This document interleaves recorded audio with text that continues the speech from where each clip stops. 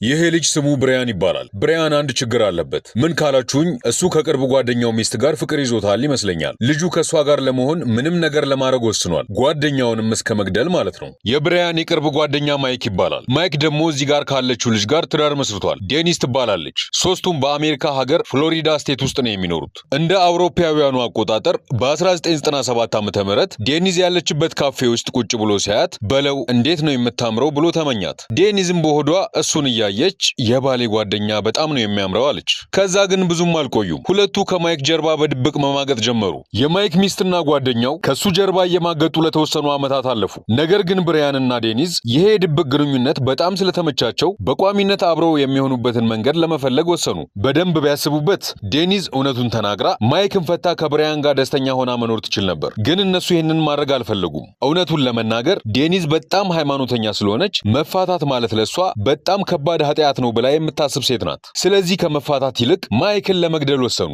እቅዳቸውም የነበረው ማይክን ወደ ሐይቅ ወስደው ለመገፍተር ነበር። ምን አይነት የእብድ ሐሳብ ነው! ከዚያም በእቅዳቸው መሰረት ብራያን ማይክን አሳ ለማጥመድ ወደ ሐይቅ እንሂድ በማለት ጋበዘው። ማይክም አሳ ማጥመድ በጣም ደስ ስለሚለው በደስታ እሺ ብሎት ሄደ። ብራያንና ማይክ ጀልባ ውስጥ በመግባት አሳዎችና ዳክዬዎችን እያደኑ የነበረበት ቀን አየሩ ቀዝቃዛ ስለነበረ በአጋጣሚ ማይክ ትልቅዬ ጃኬትና ወፍራም ሱሪ ለብሶ ነበር። እነዚህ የምታዩቸው ወፍራም ሱሪዎች ዝናብ ቢዘንብ እንኳን ውሃ በቀላሉ የማያስገቡ ናቸው። ሁለቱ ጓደኞች አሳቸውን እያጠመዱ እያለ ብራያን ማይክን በጀልባው ላይ እንዲቆም ነገረው እና ወዲያው ባለው በሌለው ኃይል ከጀልባው ላይ ወደ ሐይቁ ወረወረው። ብራያን ማይክ የለበሰው ወፍራም ሱሪ ውሃ ስለሚሞላው በቀላሉ ከውሃው መውጣት እንደማይችልና በሐይቁ ውስጥ ሰጥሞ ከሞተ በኋላ ሁሉም ነገር ድንገት የተፈጠረ አደጋ ይመስላል ብሎ እየጠበቀ ነበር።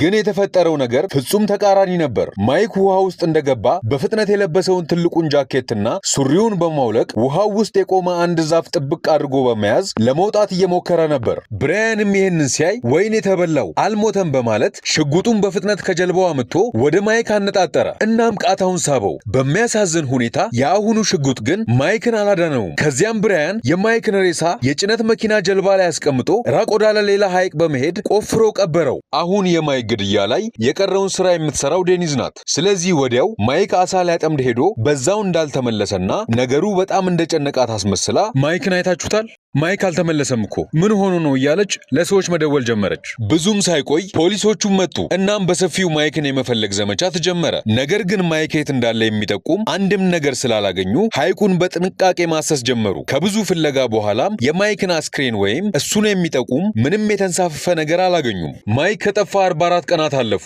ፖሊሶቹ አሁንም ፍለጋቸውን እየቀጠሉ ነው። በመጨረሻ ምንም ነገር ሊያገኙ ስላልቻሉ ፍለጋቸውን አቆሙ። ስለዚህ አሁን ሁሉም ሰው እየገመተ ያለው ማይክ በዛን ጊዜ ወፍራም ሱሪዎችን ለብሶ ስለነበር ውሃ ውስጥ ገብቶ ተመልሶ መውጣት ባለመቻሉ በጀልባ አደጋ እንደሞተና አስክሬኑ በአዞዎች ተበልቶ ሊሆን እንደሚችል ነው። ነገር ግን ከ6 ወር በኋላ ፍጹም ያልተጠበቀ ነገር ተፈጠረ። የሆነ ቀን አንድ የአካባቢው አሳ አጥማጅ በሐይቁ ላይ አሳ በማጥመድ ላይ እያለ የማይክን ወፍራም ሱሪዎች ውሃው ውስጥ አገኛቸው እና ለፖሊስ አመለከተ። ስለዚህ ቆሞ የነበረው ፍለጋ በድጋሚ ተጀመረ። ዋናተኞችን ወደ ሐይቁ በመላክ ማይክ የዛን ቀን ለብሶት የነበረውን ጃኬትና የአደም ፍቃዱን አገኙ። ነገር ግን ፖሊሶቹ ያገኟቸው የማይክ ዕቃዎች ምንም ጉዳት ያልደረሰባቸውና ምንም አይነት የአዞ ጥርስ ምልክት አልነበረባቸውም። ስለዚህ ማይክ በአዞዎቹ ሊበላ አይችልም። የሆነ የተደበቀ ነገር እንዳለ ፖሊሶቹ ጠረጠሩ። ይህ በእንዲህ እንዳለ ዴኒስ ግን ፖሊሶቹ የማይክ ዕቃዎችን በማግኘታቸው በጣም ደስተኛ ነበረች። ምክንያቱም የሞተውን ባሏን የህይወት ኢንሹራንስ ልትወስድ ስለሆነ ነው። የምታገኘው ገንዘብ በጣም ብዙ ነው፣ $1.7 ሚሊዮን። አዎ አትደንግጡ። ሌላው የባሰው ነገር ደግሞ ብራያን የህይወት ኢንሹራንስ ሻጭ ስለሆነ ማይክ ከመሞቱ በፊት ኢንሹራንስ የገዛው ከሱ ነው። ምን አይነት ሴጣንነት ነው! ግን ምንም ይሁን ምን አሁን ብራያን የሚፈልገውን አግኝቷል። የተመኛትን የጓደኛውን ሚስት አግብቷል። እሷም የማይክን የህይወት ኢንሹራንስ ወስዳ ሚሊዮነር ሆናለች። ስለዚህ ግንኙነታቸው በጣም ጠንክሯል። ከ5 ዓመት በኋላ በ2005 ዓ.ም ብራያን እና ዴኒስ ተጋቡ። እናም በሚገርም ሁኔታ ከማይክ ጋር ትኖርበት በነበረው ቤት ከአዲሱ ባሏ ጋር እየኖረች ነው። ጥንዶቹ እቅዳቸው በፈለጉት መንገድ ሄዶላቸዋል። እናም ከዚህ በኋላ ጭራሽ ስለ ማይክ የሚያነሳ ማንም የለም ብለው እየኖሩ ነው መስሏቸዋል። እስኪ አሁን ደግሞ ስለዚህ ሴትዮ እናውራ። ቼሪል ትባላለች። የማይክ እናት ነች። ልጇ ከሞተ በኋላ ሁልጊዜ ፖሊሶቹ በአዞዎች ተበላ የሚሉትን ግምት በጭራሽ አልተቀበለችውም። የሆነ ነገር እንዳለ ውስጧ ነግሯታል። ፖሊሶቹም ቢሆኑ የማይክን ሱሪና ጃኬት ምንም ጉዳት ሳይደርስባቸው ካገኙ በኋላ ጉዳዩ እንግዳ እንደሆነና ምናልባት ግድያ ሊሆን እንደሚችል እነሱም ጠርጥረዋል። ግን በሁኔታው ማንንም ለመወንጀል በቂ ማስረጃ ስለሌላቸው ዝም ብለዋል። ያም ሆነ ይህ ቼሪል ግን በራሷ ስለ ሁኔታው ምርመራ ማድረግ ጀመረች። እውነቱን ለማወቅ ልጇ እንደጠፋና ያየው ሰው ካለ ማንኛውንም መረጃ እንዲሰጣት አካባቢ ውስጥ ባሉ የተለያዩ ጋዜጦችና የማስታወቂያ ሰሌዳዎች ላይ ማስነገር ጀመረች።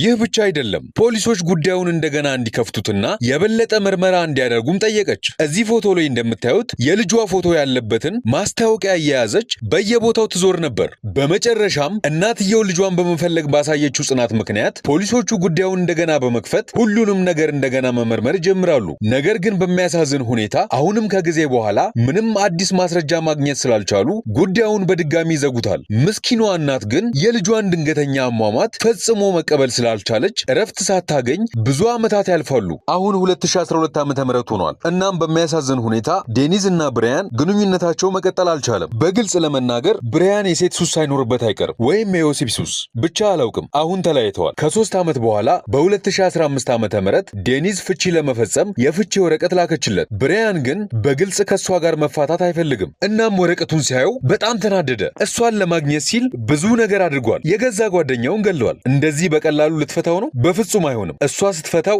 ዝም ብሎ ማለፍ አይችልም። ከዛም የሆነ ቀን ጠዋት አካባቢ ብራያን ሽጉጡን ይዞ ወደ ዴኒዝ ቤት በመሄድ ከመኪናዋ ጀርባ ተደብቆ መኪናዋ ውስጥ እስክትገባ ድረስ መጠበቅ ጀመረ። ከጥቂት ሰዓታት በኋላም ዴኒዝ ወደ መኪናዋ ገብታ ወደ ስራ ቦታዋ መንዳት ጀመረች። እናም በድንገት ብራያን ወደ ኋላ ወንበር ዘሎ ሽጉጡን አውጥቶ ጭንቅላቷ ላይ ደቀነው። ሽጉጡን እንደደቀነባት እሱ ወደሚመራት ቦታ እንድትሄድ እየጮኸ ቢነግራትም በሚገርም ሁኔታ ዴኒዝ ግትር ስለነበረች ልትሰማው አልቻለችም። በምትኩ አቅራቢያዋ ወደሚገኝ መኪና ማቆሚያ ቦታ ሄዳ አቆመችው። ብራያን ግን ሽጉጡን ሳያወርድ ለመፋታት ያሰበችውን ሐሳብ እስከ መጨረሻው እንድትረሳው አዘዛት። እሷም ወዲያው እሺ ችግር የለውም ተረጋግተን መወሰን እንችላለን አለችው። የታወቀ ነው እንዳይተኩስባት ፈርታለች። ልክ የፍቺ ሂደቱን ለማቆም ከተስማሙ በኋላ ብራያን መረጋጋት ጀመረ።